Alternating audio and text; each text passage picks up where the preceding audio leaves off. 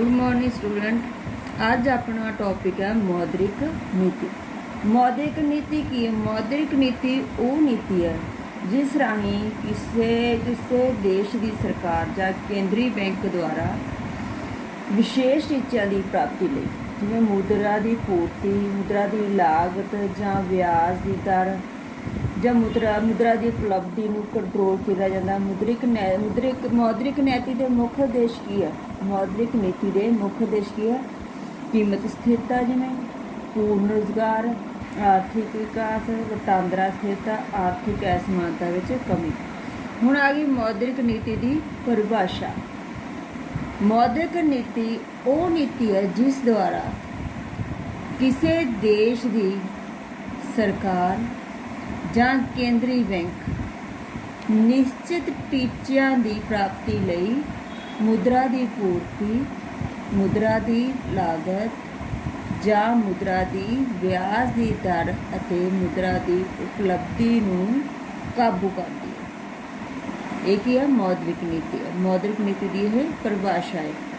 ਗਾਂ ਅਗਰ ਬੱਚੋ ਮੌਦਰਿਕ ਨੀਤੀ ਦੇ ਉਪਾਅ ਜਾਂ ਮੌਦਰਿਕ ਨੀਤੀ ਦੀਆਂ ਵਿਧੀਆਂ ਕਿਹੜੇ ਜਿਵੇਂ ਇੱਕ ਬੈਂਕ ਦਰ ਹੋ ਗਈ, ਖੁੱਲ੍ਹੇ ਬਾਜ਼ਾਰ ਦੀਆਂ ਕਿਰਿਆਵਾਂ ਆ ਗਈਆਂ, ਨਿਊਨਤਮ ਨਕਦ ਨਿਧੀ ਅਨੁਪਾਤ ਵਿੱਚ ਪਰਿਵਰਤਨ ਆ ਗਿਆ, ਤਰਲਤਾ ਅਨੁਪਾਤ ਵਿੱਚ ਪਰਿਵਰਤਨ ਆ ਗਿਆ, ਕਰਜ਼ਿਆਂ ਦੀ ਸੀਮਾਂਤ ਲੋੜ ਵਿੱਚ ਜਿਹੜਾ ਪਰਿਵਰਤਨ ਆ ਗਿਆ। ਇਹ ਸੀਗਾ ਆਪਣਾ ਤੁਹਾਨੂੰ ਕੁਐਸਚਨ ਆਊਗਾ ਮੌਦਰਿਕ ਨੀਤੀ ਦੀ ਪਰਿਭਾਸ਼ਾ ਤੇ ਮੌਦਰਿਕ ਨੀਤੀ ਦੇ ਉਪਾਅ। ਅੱਗੇ ਆ ਗਿਆ ਬੱਚਾ ਆਪਣੀ ਰਾਜਕੋਸ਼ੀ ਨੀਤੀ। ਇਹ ਸੀ ਮੌਦਰਿਕ ਨੀਤੀ। ਹੁਣ ਆ ਗਈ ਰਾਜਕੋਸ਼ੀ ਨੀਤੀ। ਰਾਜਕੋਸ਼ੀ ਨੀਤੀ ਕੀ ਹੈ? ਰਾਜਕੋਸ਼ੀ ਨੀਤੀ ਹੈ ਜਿਹੜੀ ਆਧੁਨਿਕ ਯੁੱਗ ਵਿੱਚ ਸਰਕਾਰ ਦੀਆਂ ਜਿਹੜੀਆਂ ਆਰਥਿਕ ਕਿਰਿਆਵਾਂ ਬਹੁਤ ਵੱਧ ਗਈਆਂ, ਸਰਕਾਰ ਆਪਣੀ ਆਮਦਨ ਅਤੇ ਖਰਚਿਆਂ ਵਿੱਚ ਪਰਿਵਰਤਨ ਕਰਕੇ ਕੁੱਲ ਮੰਗ ਨੂੰ ਕਾਫੀ ਹੱਦ ਤੱਕ ਪ੍ਰਭਾਵਿਤ ਕਰ ਸਕਦੀ ਹੈ। ਸਰਕਾਰ ਦੀ ਆਮਦਨ ਦੇ ਖਰਚੇ ਸੰਬੰਧੀ ਨੀਤੀ ਨੂੰ ਕਹਿੰਦੇ ਆ ਰਾਜਕੋਸ਼ੀ ਨੀਤੀ ਕਹਿੰਦੇ ਆ। इस नीति के मुख्य उद्देश की है? आर्थिक विकास, कीमत स्थिरता, वटांदरा स्थिरता, पूर्ण रोजगार ते आर्थिक समानता। होगा हुण आ गई बच्चों राजकोषी नीति की परिभाषा। सरकार की आमदन अते खर्च संबंधी नीति नूं की कहंदे आ? राजकोषी नीति कहा जाता है। ਅੱਗੇ ਡਾਲਟਨ ਦੇ ਅਨੁਸਾਰ ਵੀ ਪਰਿਭਾਸ਼ਾ 'ਚ ਆ ਗਿਆ ਜਿਵੇਂ ਸਰਕਾਰ ਦੀ ਨਿਸ਼ਚਿਤ ਉਦੇਸ਼ਾਂ ਨੂੰ ਪ੍ਰਾਪਤ ਕਰਨ ਲਈ ਆਮਦਨ, ਖਰਚ ਅਤੇ ਕਰਜ਼ਾ ਸੰਬੰਧੀ ਨੀਤੀ ਨੂੰ ਕੀ ਕਹਿੰਦੇ ਆ? ਰਾਜਕੋਸ਼ੀ ਨੀਤੀ ਜਿਹੜਾ ਕਹਿੰਦੇ ਹਨ। ਰਾਜਕੋਸ਼ੀ ਨੀਤੀ ਦੀਆਂ ਵਿਧੀਆਂ। ਰਾਜਕੋਸ਼ੀ ਦੀਆਂ ਨੀਤੀ ਦੀਆਂ ਦੋ ਵਿਧੀਆਂ ਜਿਵੇਂ ਸਰਵਜਨਕ ਆਮਦਨ ਅਤੇ ਸਰਵਜਨਕ ਖਰਚੇ। ਸਰਵਜਨਕ ਆਮਦਨ ਰਾਜਕੋਸ਼ੀ ਨੀਤੀ ਦੀ ਸਰਵਜਨਕ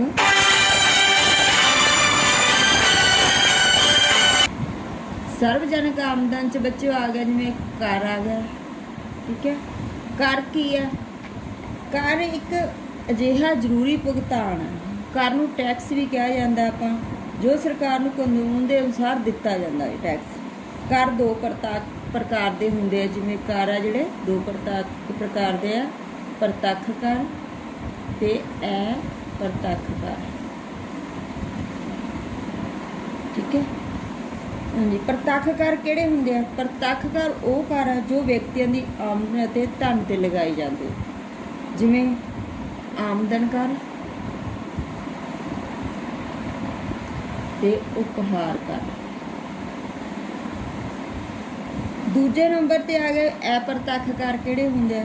ਅਪ੍ਰਤੱਖ ਕਰ ਉਹ ਲਗਾਏ ਜਾਂਦੇ ਜੋ ਇਹਨਾਂ ਦਾ ਬੋਝ ਕਿਸੇ ਹੋਰ ਵਿਅਕਤੀ ਤੇ ਪਾ ਦਿੱਤਾ ਜਾਂਦਾ, ਜੋ ਵਸਤਾਂ ਤੇ ਲਗਾਏ ਜਾਂਦੇ ਆ ਤੇ ਇਹਨਾਂ ਦਾ ਜਿਹੜਾ ਕਰ ਦਾ ਬੋਝ ਆ ਹੋਰ ਕਿਸੇ ਵਿਅਕਤੀ ਤੇ ਪਾ ਜਾਂਦਾ, ਜਿਵੇਂ ਵਿਕਰੀ ਕਰ,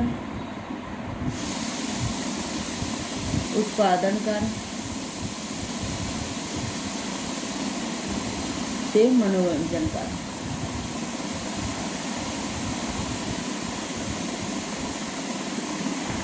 ਅੱਗੇ ਆ ਗਿਆ ਬੱਚੋ ਆਪਣੇ ਸਰਵਜਨਕ। ਇਹਦਾ ਹੈਗਾ ਪਹਿਲਾ ਅਸੀਂ ਕਰ, ਦੂਜਾ ਆ ਗਿਆ ਸਰਵਜਨਕ ਕਰਜ਼ੇ।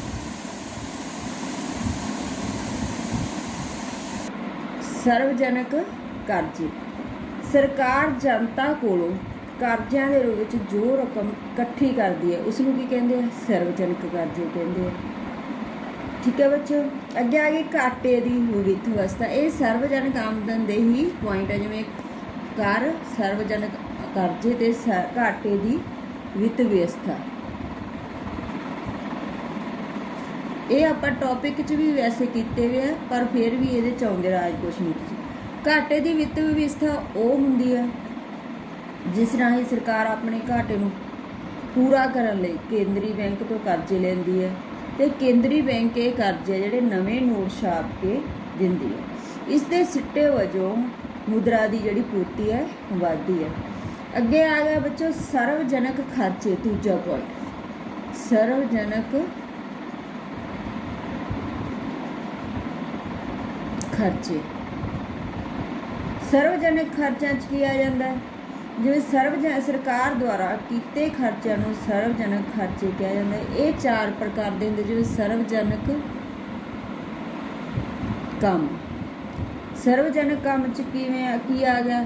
ਜਿਵੇਂ ਸੜਕਾਂ ਬਣਾਉਣੀਆਂ, ਡੈਮ ਬਣਾਉਣੇ, ਉਹਨਾਂ 'ਤੇ ਖਰਚ ਕਰਨਾ, ਪੁਲ ਬਣਾਉਣੇ, ਇਹ ਕੀ ਹੈ? ਸਰਵਜਨਕ ਕੰਮ ਆ ਜਾਂਦੇ। ਦੂਜਾ ਆ ਜਾਂਦਾ ਸਰਵਜਨਕ ਕਲਿਆਣ ਦੇ ਕੰਮ, ਜਿਵੇਂ ਸੁਰੱਖਿਆ, ਸਿੱਖਿਆ ਤੇ ਖਰਚਾ ਕਰਨਾ, ਜਨ ਸਿਹਤ ਤੇ, ਲੋਕਾਂ ਦੀ ਸਿਹਤ ਲਈ ਜਿਵੇਂ ਹਸਪੀਟਲ ਵਗੈਰਾ ਬਣਾਉਣਾ ਆਦਿ। ਅੱਗੇ ਆ ਗਿਆ ਦੇਸ਼ ਦੀ ਸੁਰੱਖਿਆ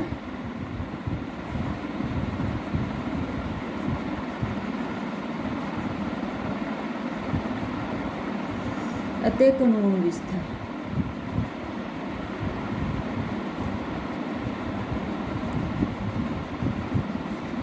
ਦੇਸ਼ ਦੀ ਸੁਰੱਖਿਆ ਅਤੇ ਕਾਨੂੰਨ ਵਿਵਸਥਾ। ਇਹਦੇ 'ਚ ਆ ਗਿਆ ਜਿਵੇਂ ਪੁਲਿਸ, ਜੇਲ੍ਹਾਂ ਆਦਿ ਉੱਪਰ ਖਰਚੇ ਕਰਨੇ, ਪੁਲਿਸ ਡਿਪਾਰਟਮੈਂਟ 'ਤੇ ਜਾਂ ਜੇਲ੍ਹਾਂ 'ਤੇ ਜਿਹੜੇ ਖਰਚੇ ਕਰਨੇ ਆ, ਇਹ ਦੀ ਦੇਸ਼ ਦੀ ਸੁਰੱਖਿਆ ਅਤੇ ਕਾਨੂੰਨ ਵਿਵਸਥਾ ਲਈ ਜਿਹੜੇ ਆ ਖਰਚੇ ਕੀਤੇ ਜਾਂਦੇ ਆ।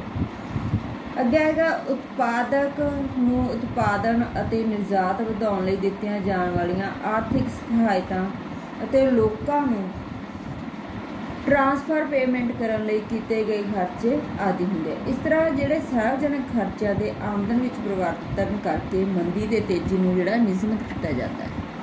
ਇਹ ਸੀ ਬੱਚੋ ਆਪਣਾ ਜਿਹੜਾ 2 ਟੌਪਿਕ ਅੱਜ ਆਪਾਂ ਮੁਦਰਾ, ਮੌਦਰਿਕ ਨੀਤੀ ਤੇ ਰਾਜਕੋਸ਼ੀ ਨੀਤੀ ਕੀਤੀ। ਇਸ ਟੌਪਿਕ ਇਹ ਲਾਸਟ ਆਪਣੇ ਟੌਪਿਕ ਆ ਜਿਹੜੇ ਮੁੱਢਲੀਆਂ ਧਾਰਨਾਵਾਂ ਲੈਸਨ ਦੇ, ਇਹਨਾਂ ਨੂੰ ਧਿਆਨ ਨਾਲ ਸੁਣ ਲਿਓ, ਧਿਆਨ ਨਾਲ ਦੇਖ ਲਿਓ, ਵੀਡੀਓ ਨੂੰ ਵਾਚ ਕਰ ਲਿਓ, ਤੁਹਾਨੂੰ ਇਹਨੇ ਸਮਝ ਆ ਜੂਗੀ, ਨਾਲ ਦੀ ਨਾਲ ਹੀ ਯਾਦ ਕਰਦੇ ਰਹੋ। Okay, thank you.